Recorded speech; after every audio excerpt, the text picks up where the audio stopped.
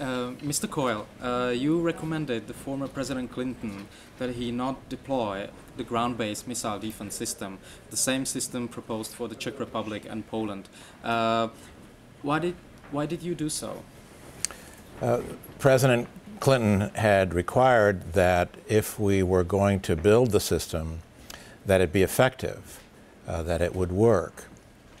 At that point, there had only been 3 flight intercept tests, and 2 of them had failed.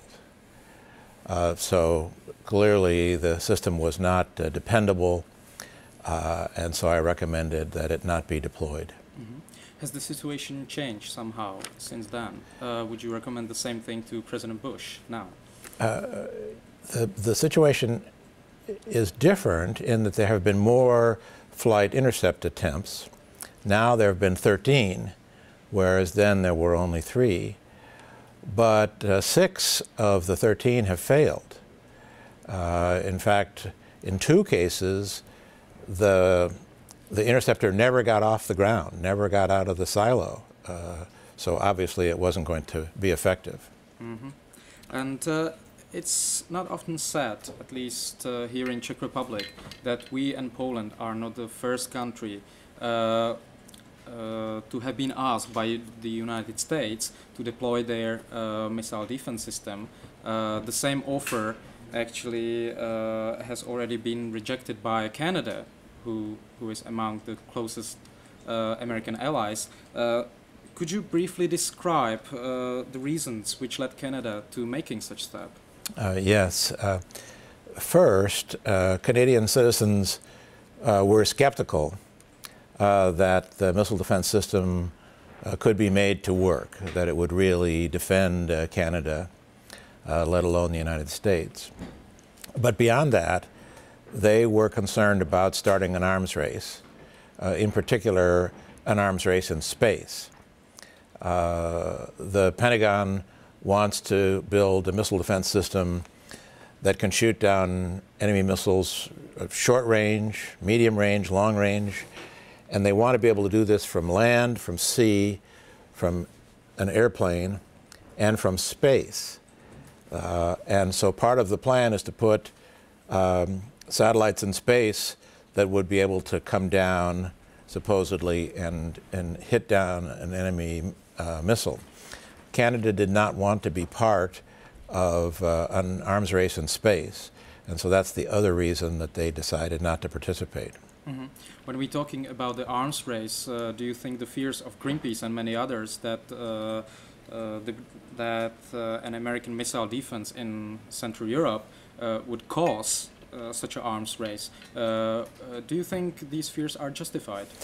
Yes, and here's why. Russia has so many missiles that they can overwhelm the most futuristic missile defenses that anybody can imagine.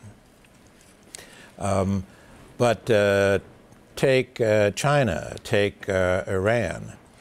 If they actually thought that U.S. missile defenses were effective, what would they do? They would build more and more missiles so that they had as many missiles as Russia has, so that they too could overwhelm our defenses. I don't think that leads to a more peaceful world. And against what type of missiles do you think can the proposed missile defense system, in case it works, protect the Czech Republic or in Europe, potentially? Currently, the system that's being proposed for Poland and for the Czech Republic has no demonstrated capability to defend Europe, let alone the United States, under realistic operational conditions. Realistic operational conditions means all-out war. And the system has not been shown to be effective under realistic conditions. So you couldn't depend on it to defend the Czech Republic or Europe. So why do you think they propose a system that doesn't work?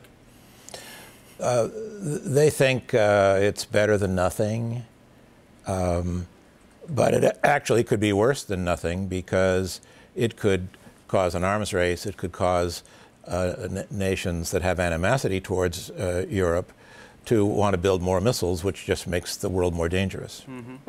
And why do you think it was Czech Republic that was actually chosen as the most suitable location for the system? Well, the Pentagon would say that that's because of its distance from Iran, the geography, and the flight path that a missile from Iran would take on its way to the United States. Maybe one more question. There was a President George Bush who has said, I think those who oppose this ballistic missile system really don't understand the threats of the 21st century. What would be your answer to this?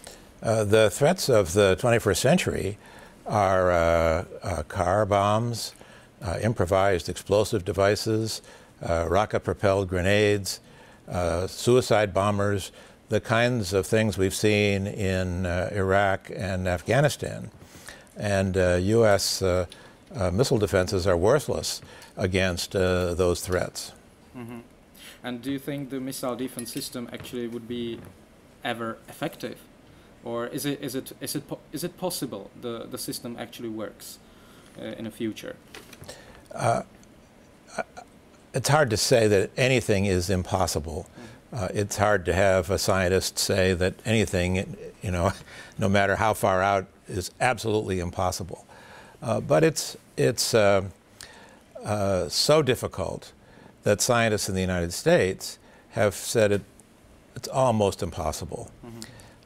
Hitting a missile that's going 17,000 miles an hour out in space is like trying to hit a hole-in-one in golf when the hole is going 17,000 miles an hour.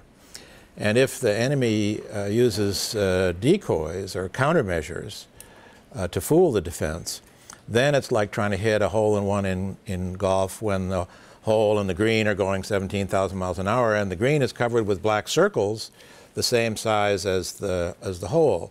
The defender doesn't know which to aim for. Mm-hmm.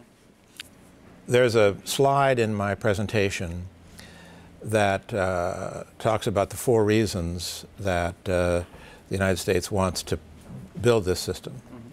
And the first reason that the Pentagon mentions for wanting to build this system is to defend the radars in Greenland and in the United Kingdom that currently exist. Yeah. So if the system that's proposed for Poland and the Czech Republic were not built, and if Iran was stupid enough to attack the United States, what they would attack first is they would attack those radar stations in Great Britain and in Greenland, because those are the eyes of the system. Those are how it can see. And so the first reason that this new system is being proposed for Poland and the Czech Republic is not to defend Europe, it's not to defend the Czech Republic, but it's to defend radar stations in Greenland and in Great Britain. Now, if the system is built in Poland and the Czech Republic, and Iran is crazy enough to attack Europe, the first thing they would attack would be the radar station in the Czech Republic, because that's now the forward-looking eyes of the system. So by building the system, the Czech Republic would actually make itself the target of Iranian missiles, whereas today there's no reason for it to be a target. I wanted to talk about why I think Greenpeace is so important. I work for a non-governmental organization in Washington, D.C. called the Center for Defense Information. It's a think tank like Greenpeace.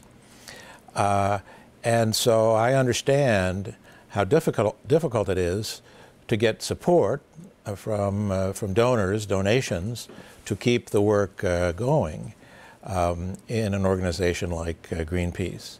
But the work that you're doing is very important. You're helping Czech citizens to see both sides of questions where otherwise they might only get one side from the government or from one, say, particular political party. From Greenpeace, Czech citizens can get both sides of the story, and then they can decide what they want to believe for themselves.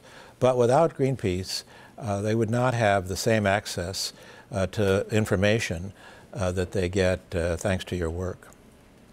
Thank you for this statement. Thank you. Thank you.